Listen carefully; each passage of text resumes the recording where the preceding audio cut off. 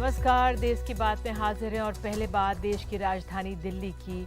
यहां पर बाढ़ जैसे हालात हो गए हैं। यमुना किनारे इलाकों में पानी ही पानी नजर आ रहा है। लगातार 3 घंटे तक स्थिर रहने के बाद यमुना के जलस्तर में मामूली बढ़ोतरी अब देखी गई है। पानी भरने के कारण मजनू के टीले से आईएसबीटी बस अड्डा जाने का रास्ता बंद है और अब बताया जा रहा है आईएसबीटी बंद कर दिया गया है। वहीं मॉनेस्ट्री मार्केट, पुराने लोहे का पुल, कश्मीरी गेट, वजीराबाद और राजघाट रोड के इलाकों में जलजमाव से लोगों को खासी परेशानी हो रही है। बाढ़ के हालात को देखते हुए दिल्ली के सभी स्कूल, कॉलेज रविवार तक बंद कर दिए गए हैं। दिल्ली डिजास्टर मैनेजमेंट अथॉरिटी ने कश्मीरी गेट के आसपास की सभी दुकानों को रविवार तक बंद करने का फैसला लिया है। साथ ही जरूरी सेवाओं को छोड़ दिल्ली की सीमाओं से अन्य भारी वाहनों की एंट्री भी बंद कर दी गई है। अंतर्राष्ट्रीय बसें भी आईएसबीटी कश्मीरी गेट जाकर सिंगू बॉर्डर पर ही रुक जाएंगी। यमुना के बढ़ते जलस्तर के चलते नॉर्दर्न रेलवे की 342 ट्रेनें प्रभावित हुई हैं। बीते 5 दिनों में 140 ट्रेनें रद्द हुई हैं और दिल्ली में पीने के पानी का संकट खड़ा हो सकता है, क्योंकि यमुना के जलस्तर बढ़ने से जो वाटर ट्रीटमेंट प्लांट हैं 3, वो फिलहाल बंद करने पड़े हैं। तो इस सरकार की तरफ से ये जानकारियां दी गई हैं और अब हम अपने तमाम सहयोगियों के पास चलते हैं। आपको बताते हैं हमारे कई सहयोगी, करीब 7-8 सहयोगी ग्राउंड पर मौजूद हैं और जो तरह तरह की परिस्थितियों से दिल्ली वासी जूझ रहे हैं या जो लोग दिल्ली आ रहे हैं वहां पर आप देख सकते हैं किस तरह से तनुश्री पांडे हमारे साथ हैं, हिमांशु हमारे साथ हैं, सोनाक्षी हमारे साथ यहाँ पे दिख रही हैं, प्रियांशी दिख रही हैं, रवीश रंजन हमारे साथ होंगे, ताबिश अरविंद गुणशेखर हमारे साथ नजर आएंगे, परिमल कुमार हमारे साथ हैं। तो ये एक तमाम हमारे रिपोर्टर्स एक एक करके हम ग्राउंड रिपोर्ट के लिए जाएंगे। सबसे पहले परिमल कुमार के पास चलते हैं और रवीश रंजन के पास चलते हैं। परिमल, आपसे जानना चाहूंगी आप इस समय कहाँ पर हैं और क्या स्थिति है आपके आसपास?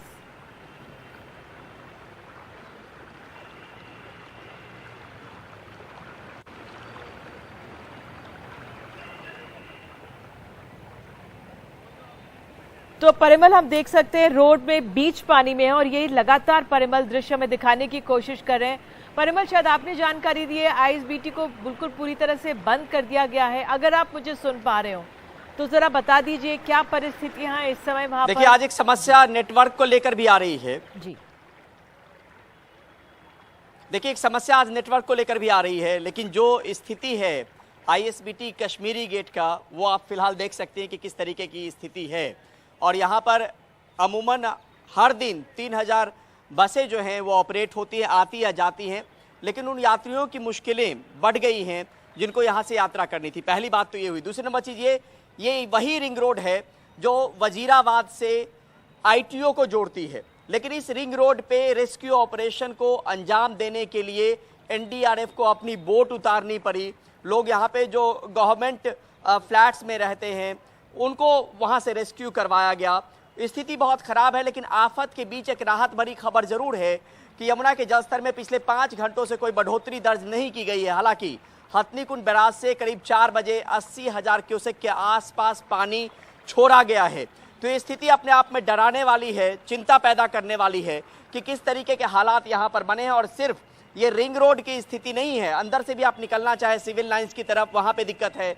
अरविंद केजरीवाल जो दिल्ली के मुख्यमंत्री हैं, उनके घर के दरवाजे के आसपास तक पानी पहुंच गई है। करीब 350-400 मीटर की दूरी पर पानी है उनके घर से। आम लोग जो हैं, जो रिवर बेड में रहते थे, उनकी मुश्किलें तो है ही, लेकिन यहाँ पर सीधे तौर पे उन आम जनों की मुश्किलें बढ़ गई है जो रिवर बेड के इलाके से दूर रहते हैं।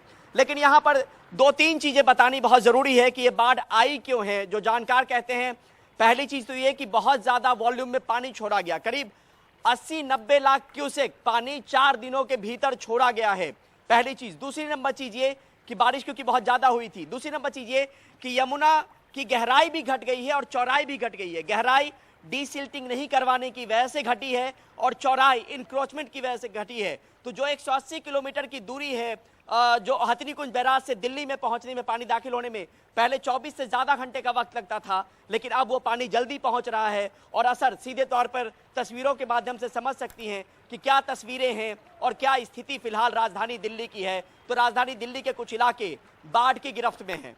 बिल्कुल परिमल, और आपने ये जानकारी दी है, और ये भी आपको बता दें किस तरह से कहा जा रहा है कि जो कुछ दरवाजे हैं बांध के वो शायद बंद हैं और 5 दरवाजे खुले हैं, तो उसको भी खोला जा रहा है, तो इससे निकासी पानी की होगी। बहरहाल ITO में पहुंच गया है, राजघाट जाने वाला रास्ता पहले से ही बंद है।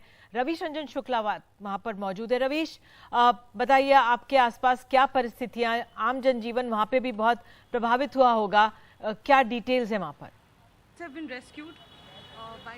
अच्छा देखिए निधि, मुझे नहीं याद पड़ता है कि कभी यमुना में बाढ़ आई हो और ITO जैसे इलाके में इतना पानी भर गया हो। ITO दिल्ली का एक सबसे व्यस्ततम चौराहा है और यहाँ से अलग अलग जगहों के लिए, यानी ITO एक ऐसी जगह है सेंट्रल दिल्ली की जहाँ से साउथ दिल्ली से पूर्वी दिल्ली, वेस्ट दिल्ली और आउटर दिल्ली, इन सब के लिए रास्ते जाते हैं। और यहाँ पर आप देखिए कि इतना पानी, ये देखिए आप सारे लोगों के किस तरीके से अभी ऑफिस छूटा है और उसके बाद में लगातार लोग यहाँ से निकल रहे हैं। ये जिस जगह पर मैं खड़ा हूँ ये ITO से विकास मार्ग की ओर रास्ता जाता है और यहाँ पर अभी पानी के बढ़ने का सिलसिला मैं अगर दिखाऊं निधि, तो ये जो रास्ता है, ये जिस रास्ते पर मैं जा रहा हूँ ये रास्ता राजघाट की तरफ जाता है। और यहाँ आप देखिए कि लगातार ये राजघाट से पानी एकदम दरिया के तरीके से, एकदम नदी की तरीके से जो है वो यमुना का पानी राजघाट सड़क होते हुए और सीधे ये पानी आप देखिए कि कितने बहाव से ITO की तरफ जा रहा है।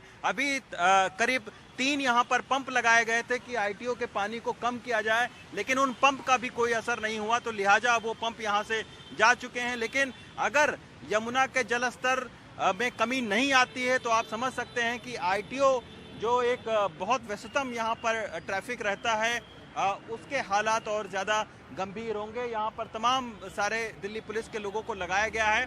और दूसरी ओर अगर मैं आपको दिखाऊं तो इसी ITO जो विकास मार्ग की ओर रास्ता जाता है, उस रास्ते पर ये जो रास्ता है, जो फ्लाईओवर है, ये फ्लाईओवर निजामुद्दीन ब्रिज से और ये ISBT की तरफ फ्लाईओवर जाता है, इसको भी पूरी तरीके से बंद कर दिया गया।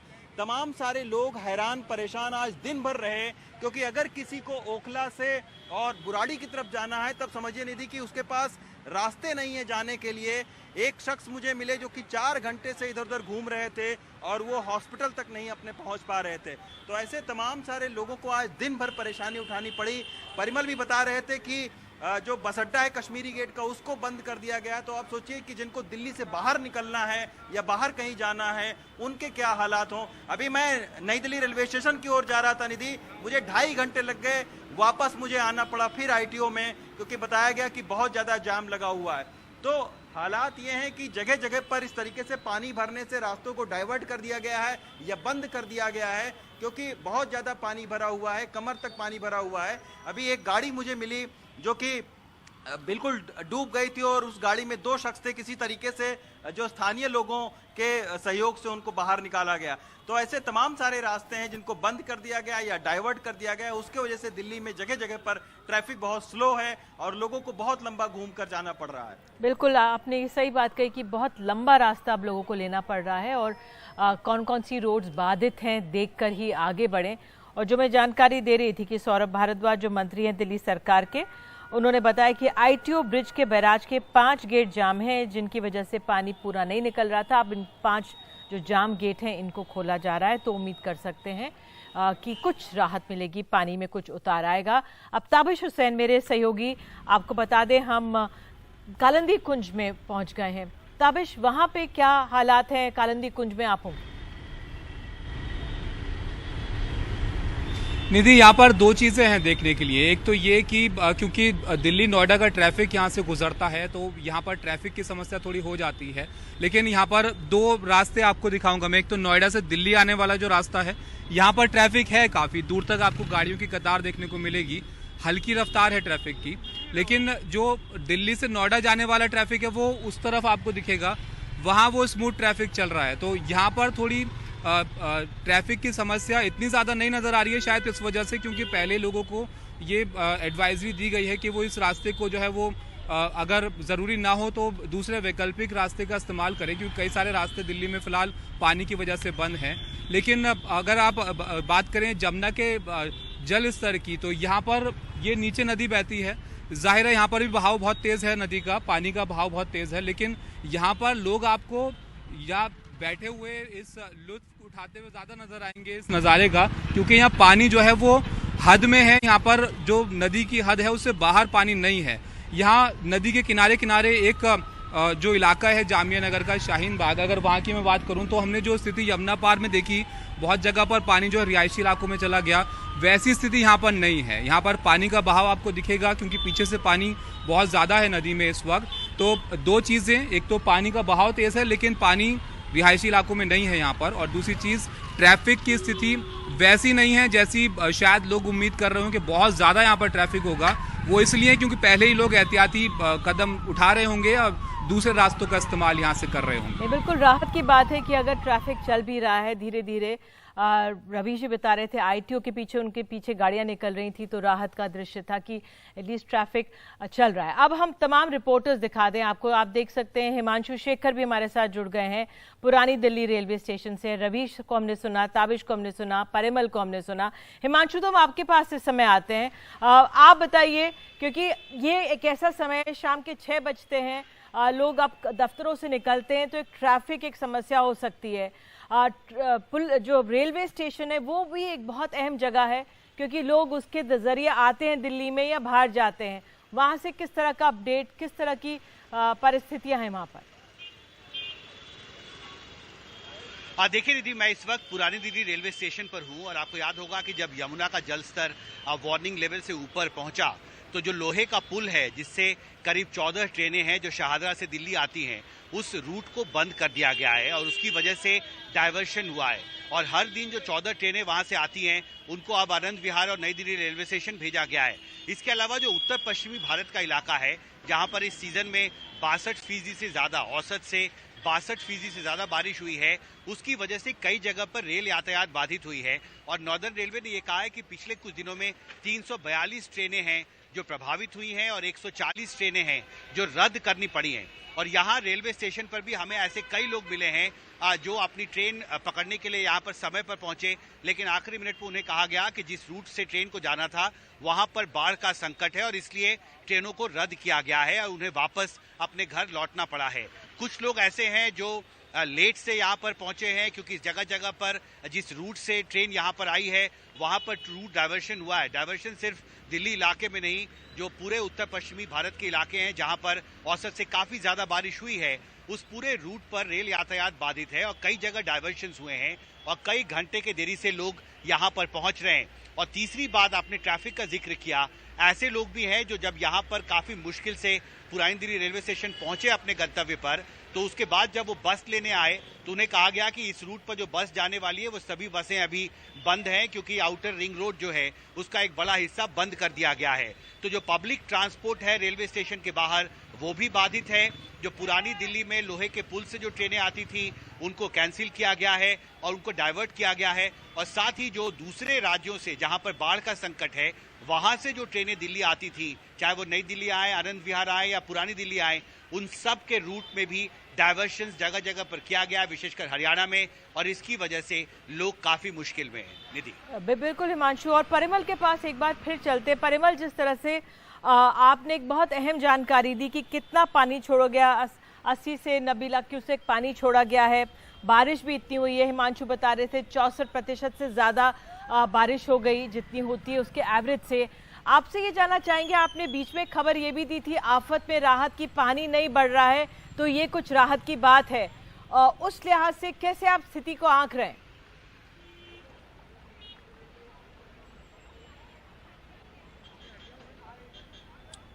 क्या सवाल हमसे है? जी जी जी, देखिए ऐसा है कि सवाल सही से सुन नहीं पा रहे हैं, मैं नेटवर्क को लेकर दिक्कत है, लेकिन जो हालात है उसको लेकर और भी चीज़ें अगर हम ऐड ऑन करना चाहें तो वो बताएं कि यहाँ पर अगर आप जो यमुना का पूरा स्ट्रेच है वो करीब 24-25 किलोमीटर का है, वजीराबाद से शुरू होकर, और जब आप आगे बदरपुर बॉर्डर के आसपास तक जाएंगे, और ये पूरा जो स्ट्रेच है वो तमाम जगहों पर असर आनी शुरू हो गई है। वो असर आई है सिर्फ रिवर बेड के इलाके में नहीं, वहाँ से गुजरने वाली सड़कों पर, वहाँ से गुजरने वाले मोहल्ले पे। हमारे सहयोगी रवीश रंजन ने दिखाया कि कैसे उस्मानपुर के इलाके हों या फिर गीता कॉलोनी के इलाके हों, उन तमाम जगहों पर दिक्कत जो है वो सड़कों पर पानी आनी शुरू हो गई। लोग रोकने के लिए कोशिश में जुटे हुए हैं।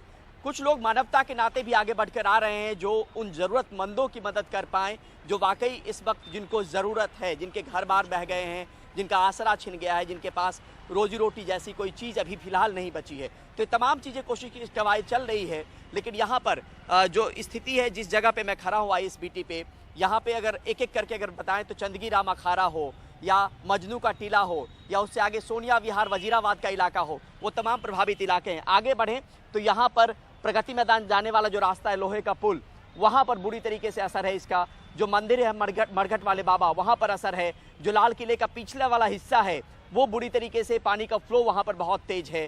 तो ये आप समझ सकते हैं कि किस कदर दिल्ली जो है फिलहाल अभी परेशान है और इसके लोग परेशान हैं। जो ऑफिसों में जाने वाले लोग हैं उनकी हमने तकलीफें दिखाई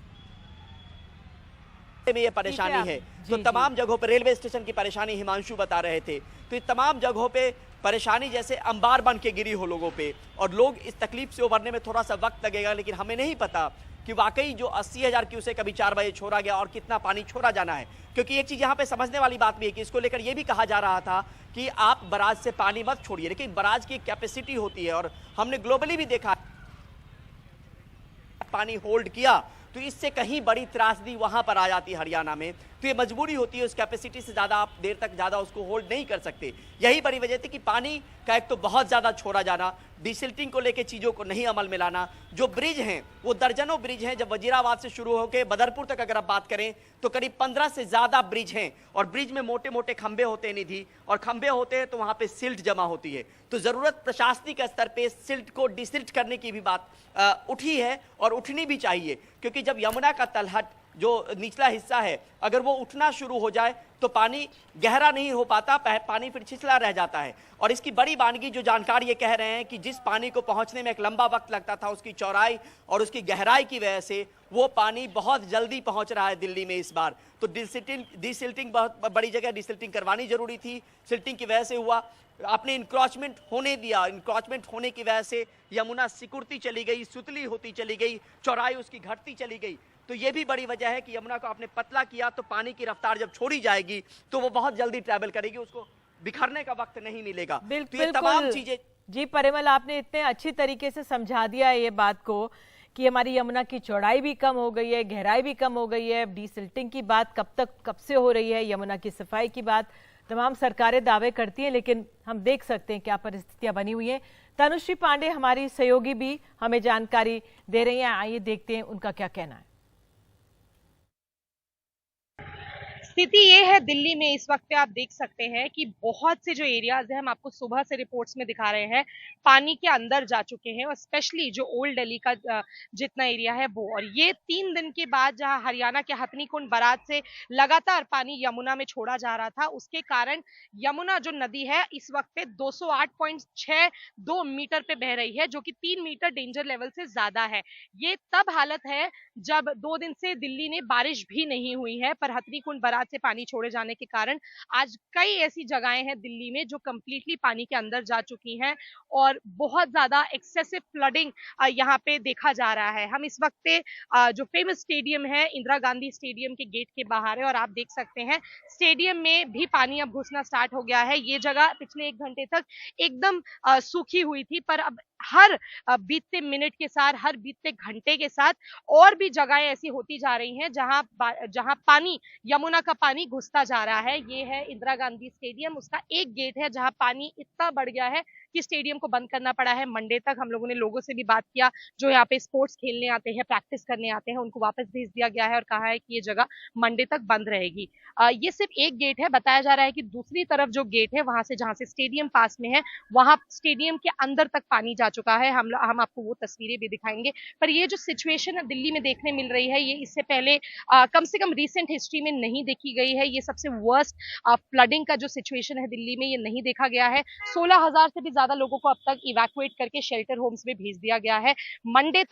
संडे तक कम से कम सभी स्कूल्स और यूनिवर्सिटीज भी बंद रहेंगी। और अरविंद केजरीवाल जो दिल्ली के मुख्यमंत्री है, उन्होंने ये भी कहा है कि क्योंकि जो वाटर ट्रीटमेंट प्लांट है वो अभी बंद है, तो दिल्ली में पानी, पीने के पानी की भी समस्या हो सकती है। ये हम आपको तस्वीरें दिखा रहे हैं इंदिरा गांधी स्टेडियम से, जो कुछ ही देर पहले तक बिल्कुल सूखा था, पर अब यहाँ पे पानी भरना शुरू हो चुका है, पानी स्टेडियम के अंदर तक जाना शुरू हो चुका है।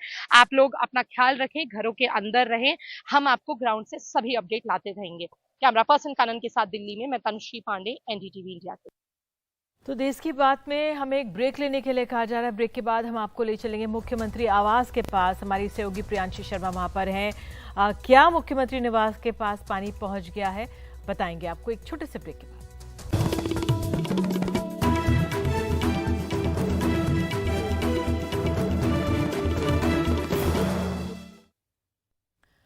तो दिल्ली के एक इलाके में जिस तरह से बाढ़ के हालात हैं, बात करने के लिए हमारे साथ खास मेहमान है प्रोफेसर ए.के. गोसाएं, आईआईटी के प्रोफेसर हैं और आपको बता दें इन्होंने दिल्ली के ड्रेनेज सिस्टम पर काम किया है। सर बहुत बहुत धन्यवाद जुड़ने के लिए। जो दिल्ली की आप परिस्थितियां, रिपोर्ट्स आप देख ही रहे होंगे, क्यों इतनी खराब हालत हो गई दिल्ली की? ये प्रेजेंट जो अभी हालत है उसके दो रीजन हैं। एक तो something which is not Delhi का, उसमें कोई कसूर नहीं है क्योंकि बारिश इतनी ज़्यादा हुई है कैचमेंट में। जो फ्लड बनता है दिल्ली के लिए, जो यमुना से पास करता है, वो दिल्ली के ऊपर वाले इलाके में बनता है जहाँ पे बेसिन है इसका, यमुना का कैचमेंट है। तो अभी जो पानी आ रहा है यमुना में, जिससे कि यमुना का लेवल बहुत बढ़ गया है, वो तो बारिश, ऊपर वाली बारिश है जो कि उसका पानी को लेके आ रही है। तो जब भी बारिश होती है तो उसमें कितनी बारिश हुई है उस पर डिपेंड करता है कि कितना वॉल्यूम जो है वो स्टॉर्म रन-अप बनेगा।